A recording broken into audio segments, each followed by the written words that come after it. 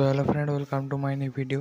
তো এই ভিডিওতে কিন্তু বেশ কয়েকটি আপডেট নিউজ দেওয়ার আছে। তো ভিডিওটা অবশ্যই লাস্ট অবধি দেখবে এবং চ্যানেলে যারা নতুন তারা অবশ্যই চ্যানেলটিকে সাবস্ক্রাইব করে নেবে। তো চলো ভিডিওটা শুরু করা যাক। তো প্রথমে যে আপডেটটি দিতে চলেছে হচ্ছে এফসি গোয়া দলকে নিয়ে।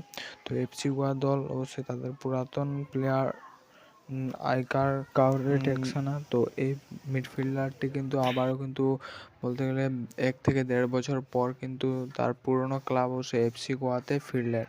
তো তারপরে যে আপডেটটা দিতে চলেছি অবশ্যই জেমি ম্যাকলারেনকে নিয়ে।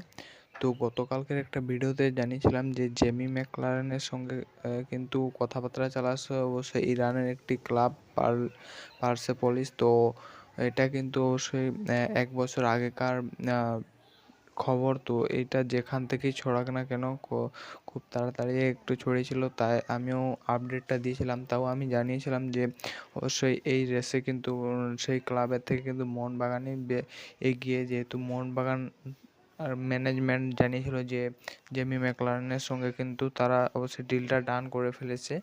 তো আমি কিন্তু এই মুহূর্তে অবশ্যই বলতে পারি যে জেমি ম্যাকলারেনের সঙ্গে কিন্তু ডিলটা অবশ্যই মোহনবাগান 90%ই ডান করে ফেলেছে। তো খালি অফিসিয়াল অ্যানাউন্সমেন্টটাই বাকি রয়েছে।